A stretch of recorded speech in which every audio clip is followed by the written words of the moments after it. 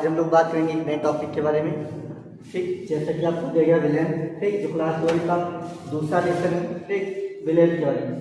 तो विलेन क्या होता है सबसे पहले बात करते हैं। ठीक है, तो विलेन जो आपका दिया गया है, अगर बात करते हैं नॉर्मली तो विलेन आपके क्या होते हैं, इनके अगर बात करते हैं विलेन, दो या दो से अधिक सामान्य मिश्रण को हम विलेन कहते हैं। यानी क्या मतलब दो या दो से अधिक सामान्य मिश्रण आपका क्या होता है, विलेन होता है। अगर वो सामान्य मिश्रण आपका कितना होगा तो ध्यान दीजिए कि आपका दिया गया क्या है, अगर यहाँ लिखना चाहेंगे आपका होगा दो या दो से अधिक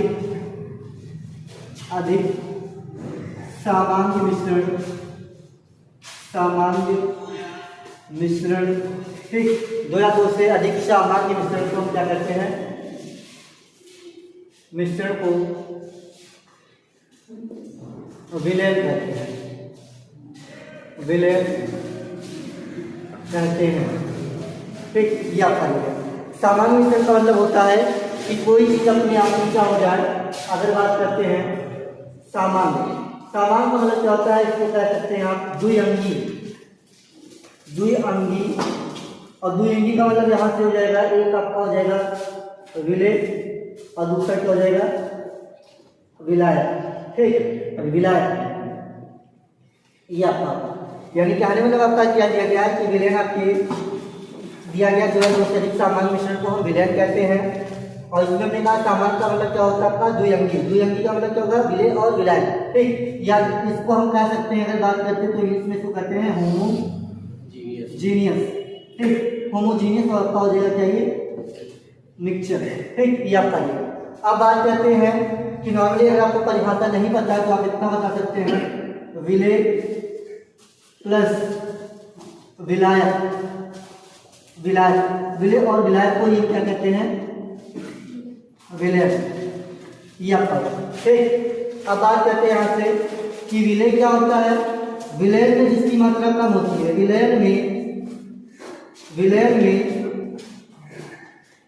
जिसकी मात्रा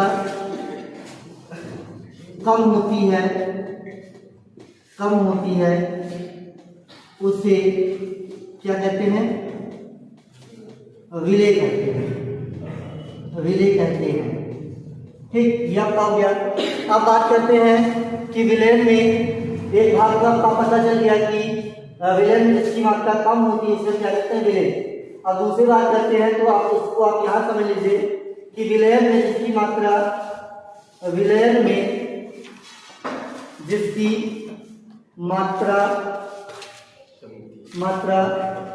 अधिक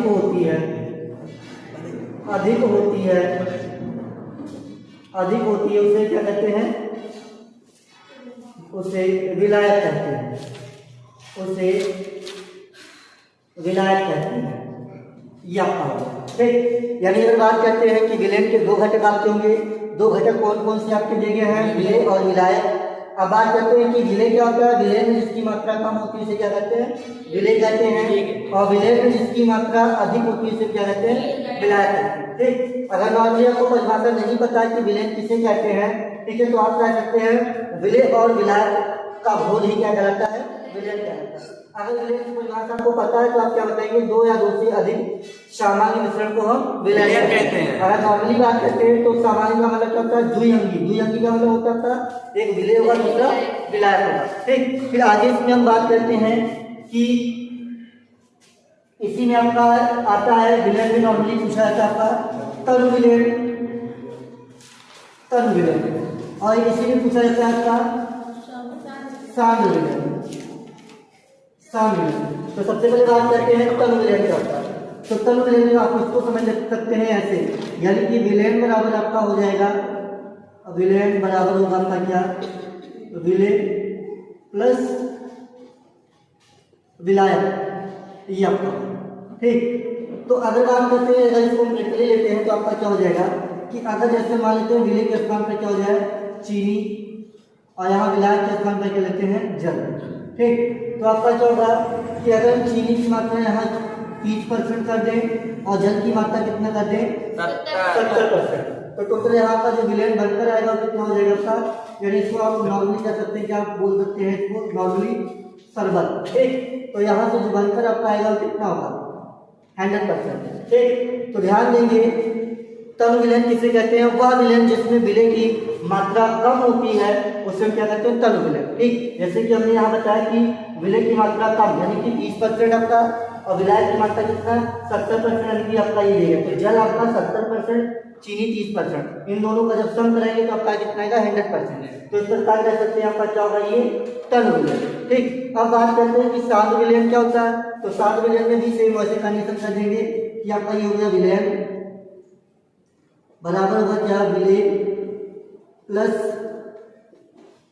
विलायक, ठीक। तो यहाँ से बात करते हैं आप विलय की मात्रा को हम कितना करते हैं 70%, कितना करते हैं 70%, और उसके बाद विलायक को कितना करते हैं 30%। ये आपका क्या हो जाएगा जल हो जाएगा और ये क्या हो जाएगा आपका चीनी हो जाएगा, और इन दोनों का जब मिश्रण लेंगे तो आपका क्या हो जाएगा गाढ़ा विलयन बन जाएगा। इसको आप कह सकते हैं नॉर्मली क्या कह सकते हैं सीरा, या फिर क्या कह सकते हैं चाशनी, ठीक। ये आपका बन कर आएगा।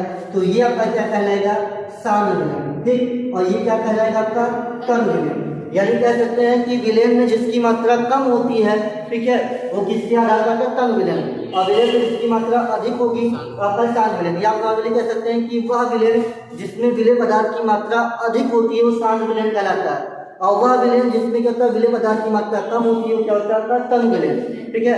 यहाँ तनु का मतलब नॉर्मली समझ सकते हैं क्या कह सकते हैं आप बोल सकते इसको कह सकते हैं क्या फीका, और यहाँ शांत का मतलब क्या हो जाएगा आपका गाढ़ा, ठीक। ये आपका दे गया। तो उस कंडीशन में आपका ये पता चल गया कि विलयन क्या होते हैं। जैसे आपको बता दे रहे हैं कि दो या दो से अधिक समान मिश्रण को विलयन कहते हैं।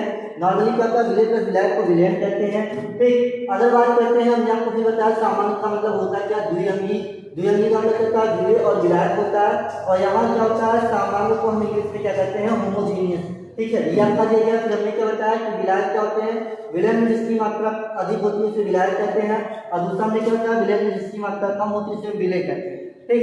फिर आगे बात करते हैं कि यहाँ से देगा तनु विलयन। तो तनु विलयन क्या होता है, तो इसमें तो बात करते हैं कि विलयन में जिसकी मात्रा कम होती है, जिसकी मात्रा कम होगी वो विलय होगा, और जिसकी मात्रा अधिक होगी विलायक होगा, ठीक। ये होगा। तो तनु विलयन में क्या कह सकते हैं कि वह विलयन जिसमें विलय पदार्थ की मात्रा कम होती है उसे तनु विलयन कहते हैं, ठीक। और दूसरे में क्या हो जाएगा वह विलयन जिसमें विलय की मात्रा अधिक होती है उसे क्या कहते हैं शांत विलयन, ठीक। नॉर्मली आपका देगा। फिर आगे हम लोग बात करते हैं आगे से मिलेंगे टॉपिक आपका क्या विलयता, और विलयता क्या होता है कौन बताएगा बताओ। निश्चित ताप पर 100 ग्राम विलय को संतुष्ट करने के लिए विलय की मात्रा विलयन की विलयता कहलाती है। चलो अमन तुम बताओ। निश्चित ताप पर 100 ग्राम विलायक को संतुष्ट करने के लिए आवश्यक विलय की मात्रा को विलयता कहते हैं। चलिए हम बताते हैं आपको, बैठ जाइए। देखिए आपका विलयता दिया गया। विलयता क्या होता है निश्चित ताप पर 100 ग्राम विलायक को संतुष्ट करने के लिए आवश्यक विलय की मात्रा विलयन की विलयता कहलाती है। यानी क्या होता है कि निश्चित ताप पर 100 ग्राम विलायक को संतुष्ट करने के लिए आवश्यक विलय की मात्रा विलयन की विलयता कहलाती है, और विलयता को इंग्लिश में कहते हैं सॉल्युबिलिटी, ठीक है, सॉल्युबिलिटी होता है, ठीक। तो इस कंडीशन में अगर बात करते हैं तो विलयता क्या होता है, तो जैसे आपको बता रहे हैं कि निश्चित ताप पर 100 ग्राम विलायक को संतुष्ट करने के लिए आवश्यक विलय की मात्रा विलयन की विलयता कहलाती है, ठीक। यहाँ कोई पता होना चाहिए कि निश्चित ताप होगा यानी कि इसका टेम्परेचर क्या कर देंगे, यानी टेम्परेचर जो आपका होगा, ठीक है, टेम्परेचर ये आपका क्या हो जाएगा यहाँ पर फिक्स होगा, ठीक। यानी टेम्परेचर को फिक्स करके हम इसको बताएंगे क्या होता है इसकी कंडीशन पर, ठीक है। अब जैसे बात करते हैं आगे का टॉपिक क्या है, आगे हम बात करते हैं विलयन के प्रकार, ठीक है। तो विलयन के प्रकार क्या है हम इसको बता रहे हैं, ध्यान देंगे सभी लोग।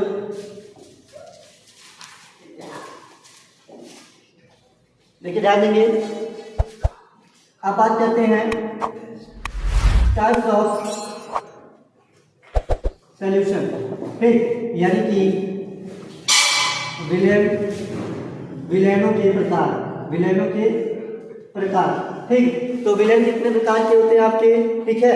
विलयन आपके प्रायः जब इसकी अवस्था के आधार पर बात करते हैं तो विलयन आपके कितने प्रकार के होते हैं 9 प्रकार, ठीक है। अब वो 9 प्रकार के विलयन कौन कौन से हैं इसको समझ लीजिए।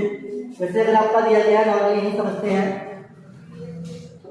तो जैसे आपका दिया गया है कोष, एक दिया गया आपका द्रव, और एक दिया गया आपका क्या है यहाँ गैस, ठीक। तो इनकी अवस्था के आधार पर। ठीक, तो इसमें अगर बात करते हैं तो विलयन के प्रकार कितने 9 प्रकार के हैं, तो इन्हीं प्रावस्थाओं के आधार पर बताएंगे। जैसे अगर बात करते हैं ठोस का, ठोस में विलयन, ठीक, ठोस का द्रव में विलयन, तो उसके बाद ठोस का गैस में विलयन, ये इसके साथ में, ये इसके साथ में, और उसके बाद ये इसके साथ में। ठीक, उसके बाद यहाँ से आपका क्या हो जाएगा, तो इसके लिए बात करते हैं तो यहाँ से आपका होगा ठोस, फिर यहाँ क्या हो जाएगा आपका द्रव, फिर यहाँ क्या हो जाएगा आपका गैस। ठीक, तो द्रव का ठोस में विलयन और द्रव का द्रव में विलयन, उसके बाद द्रव का गैस में विलयन। फिर यहाँ बात करते हैं तो यहाँ पर क्या होगा आपका ठोस, यहाँ का हो जाएगा द्रव और यहाँ पर आपका गैस। तो उस कंडीशन में बात करते हैं तो आपका क्या हो जाएगा, ठोस का ठोस में, ठोस का द्रव में, ठीक है, सॉरी, गैस का ठोस में, गैस का द्रव में और गैस का गैस में। ठीक, यानी इस कंडीशन के आधार पर आपके 3 ही आपके होंगे, 3 ही होंगे, 3 ही होंगे। ठीक, यानी कि टाइप ऑफ सॉल्यूशन में विलयनों के प्रकार में, विलयन कितने प्रकार के 9 प्रकार के, जिसमें आपका दिया गया प्रावस्था के आधार पर ठोस का ठोस में विलयन, ठोस का द्रव में विलयन, ठोस का गैस में विलयन। ठीक, फिर उसके बाद आपका हो जाएगा द्रव का ठोस में विलयन, द्रव का द्रव में विलयन, द्रव का गैस में विलयन, फिर आपका आएगा गैस का ठोस में विलयन, गैस का द्रव में विलयन, गैस का गैस में विलयन।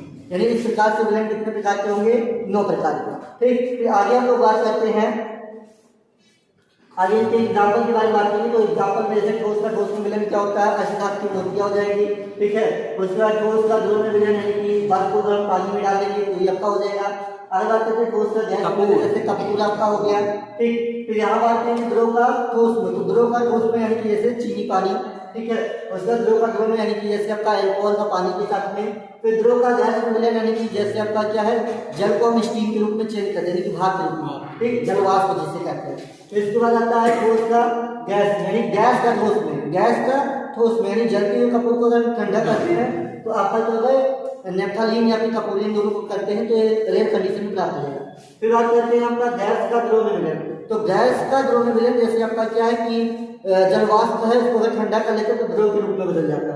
फिर गैस का गैस में विलयन यानी कि वायुमंडल में उपस्थित समस्त गैसें क्या होती हैं, ये सभी गैसें आपका क्या होती है, गैस का गैस में विलयन हो जाती है। ठीक, फिर आगे हम लोग बात करते हैं क्या कि इनकी न्यूमेरिकल वैल्यू के बारे में बात करते हैं। तो न्यूमेरिकल वैल्यू के बारे में बात करते हैं, जैसे सबसे पहले बात करते हैं कि नॉर्मली आपका जो दिया गया, ठीक, जैसे यहाँ समझते हैं, यहाँ अगर हम थोड़ा सा बात करते हैं न्यूमेरिकल वैल्यू के बारे में, तो यहाँ न्यूमेरिकल वैल्यू में आपका जैसे आपको दिया गया है, जैसे अगर निकालने में नॉर्मली आता है क्या, मोलों की संख्या ज्ञात करना, मोलों की संख्या ज्ञात करना।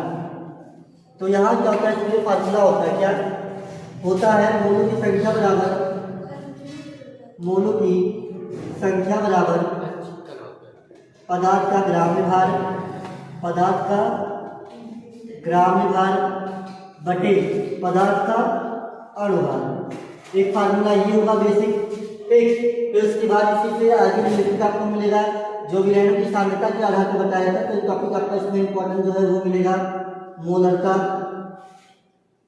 फिर इसी में मिलेगा क्या सवाल इस पर मोलरता। फिर इसी में टॉपिक आपको मिलेगा क्या मोल प्रभाज, या इसी को हम लोग कहते हैं क्या है मोल भिन्न या भिन्नांक कहते हैं इससे। ठीक, या इसी को हम कह सकते हैं मूलांश। ठीक, ये आपके होंगे। फिर इसी के बाद आपका सवाल इस पर मिलेगा क्वथनांक का उन्नयन,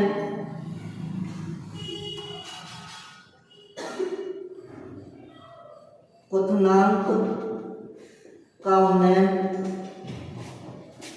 इसी का एक अगला टॉपिक होगा सवाल इसी से संबंधित हिमांक का अवनमन, हिमांक का अवनमन। फिर एक आपका इसी में मिलेगा जो फार्मूला सवाल होगा वो आपका आएगा चार्ल्स तथा बायल के नियम से संबंधित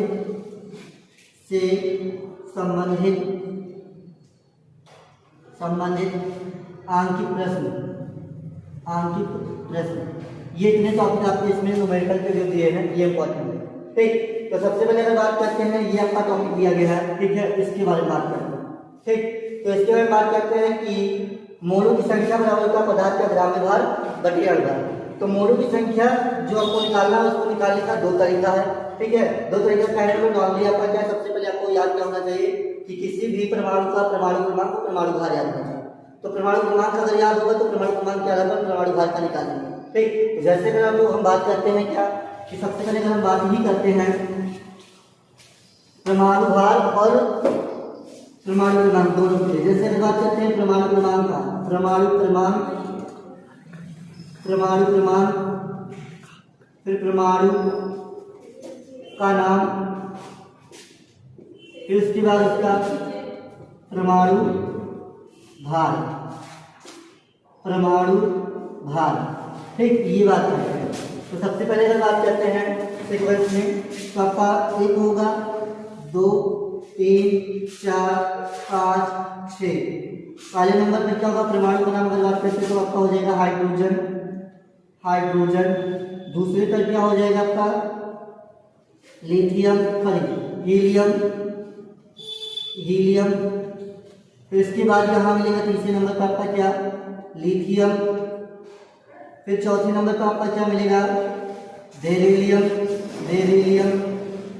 उसके बाद एक आपका मिलेगा यहाँ पर बोरान हो जाएगा 5 नंबर पर।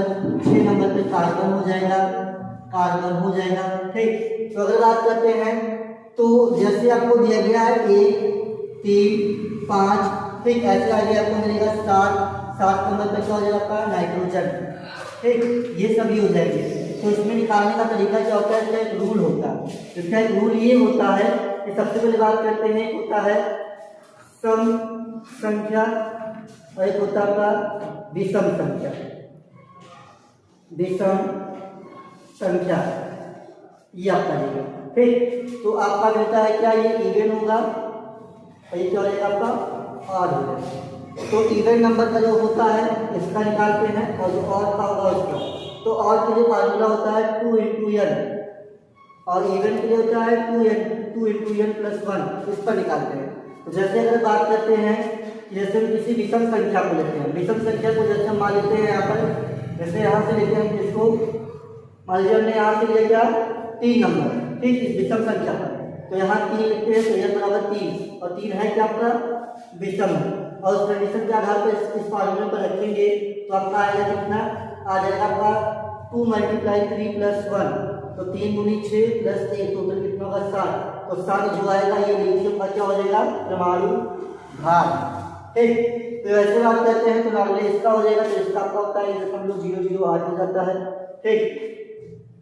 इसका निकालेंगे तो इसका 4 हो जाएगा, इसका निकालेंगे तो इसका 8 हो जाएगा, तो ये 5 × 10 से 11 हो जाएगा। 11 यहाँ से लिखते हैं, 11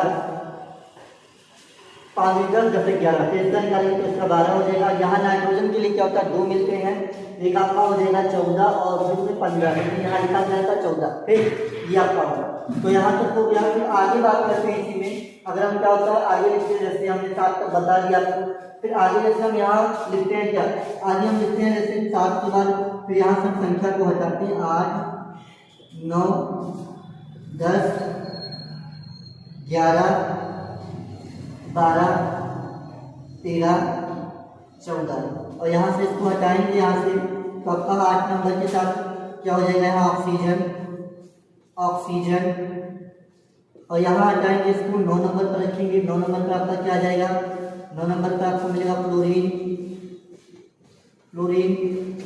10 नंबर पर आपका क्या हो जाएगा, 10 नंबर पर आपका होगा नियॉन,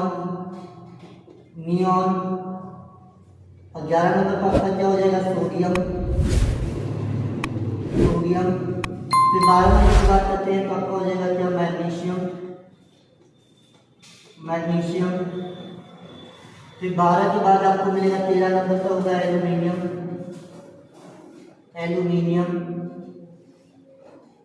उसके बाद 14 नंबर का हो जाएगा क्या, सिलिकॉन।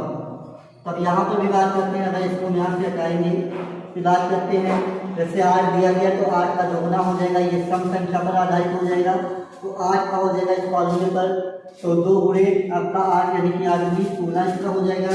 यहाँ 9 है तो विषम संख्या पर जाएंगे तो 9 × 18 18 × 19 यहाँ मिल जाएगा। फिर यहाँ आपका सम संख्या दिया गया है नियॉन, तो यहाँ सब संख्या चला तो कितना हो जाएगा, यहाँ इसका 20 हो जाएगा। फिर इसके बाद इसका लेंगे, सोडियम कितना होता है 11 है, तो 11 गुना 22 23, तो यहाँ 23 आपका हो जाएगा। यहाँ का मैग्नीशियम दिया तो ये देगा आपका 24, और एल्यूमिनियम का है, एल्यूमिनियम विषम संख्या दी गई, विषम संख्या का निकालेंगे यहाँ से, तो विषम संख्या के आधार पर इसका निकालेंगे, तो 13 गुना 26, 26 से 27 आपका हो जाएगा। और फिर इसका निकालेंगे सिलिकॉन का, तो हो जाएगा आपका 28, ये आपका हो गया। तो ऐसे इसको निकाल सकते हैं, ठीक। तो इसमें आगे भी दिया गया, जैसे हमने 14 तक निकाला है, 14 के बाद फिर 15, 16, 17, 18, 19, 20, मैक्सिमम 20 तक का निकालते हैं। उसके बाद हम सवाल को लगाते हैं और उस कंडीशन पर आपका क्या होता है, निकलता रहता है, ठीक। तो जैसे हम इस फॉर्मूले का एग्जाम्पल लेते हैं और एग्जाम्पल के आधार पर सवाल लगाते हैं हम लोग। तो जैसे आपको दिया गया क्या, जैसे यहाँ से हम लेते हैं सवाल पर, जैसे सवाल में आपका दिया गया क्या, दिया गया है 44 ग्राम कार्बन डाइऑक्साइड के मोलों की संख्या की गणना कीजिए। मोलों की संख्या की गणना कीजिए। तो यहाँ से क्या करेंगे, सबसे पहले कार्बन डाइऑक्साइड का अनुभार निकालेंगे। तो इसका अनुभार निकालेंगे, CO2 का अनुभार बराबर हो जाएगा, कार्बन कितने हैं, एक कार्बन है तो एक गुणे कार्बन का परमाणु भार कितना होता है, तो कार्बन का परमाणु भार हो जाएगा 12, क्योंकि परमाणु क्रमांक 6 होता है, 6 का 2 गुना 12।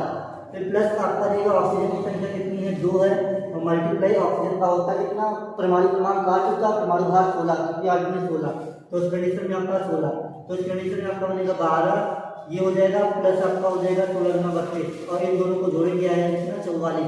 अब क्या होगा कि हमने अनुभार निकाल लिया, तो इस फार्मूले में रखेंगे। तो आपका दिया गया है सवाल में, तो फार्मूला आपका हो जाएगा मोलों की संख्या बराबर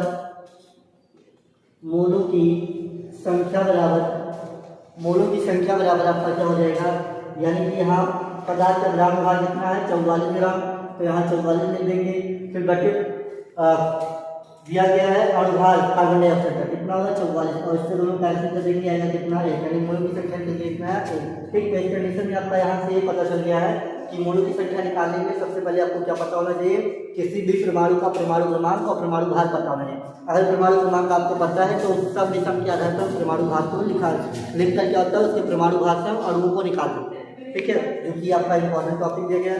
फिर इसके बाद इसी से संबंधित जितने भी सवाल आपके लगेंगे, चाहे वो मोलरता हो या मोलंका हो या मोल प्रभाज हो या राउल्ट के नियम के आधार पर कोई सवाल दिया गया हो, या फिर आपका दिया गया जैसे कि आपको मिलेगा 4 का डायल के नंबर, तो इन सभी का हम क्या होगा निकाल लेंगे, ठीक है। तो इसके बाद हम अगले क्लास में मिलते हैं आपको, ठीक है। Thank you class.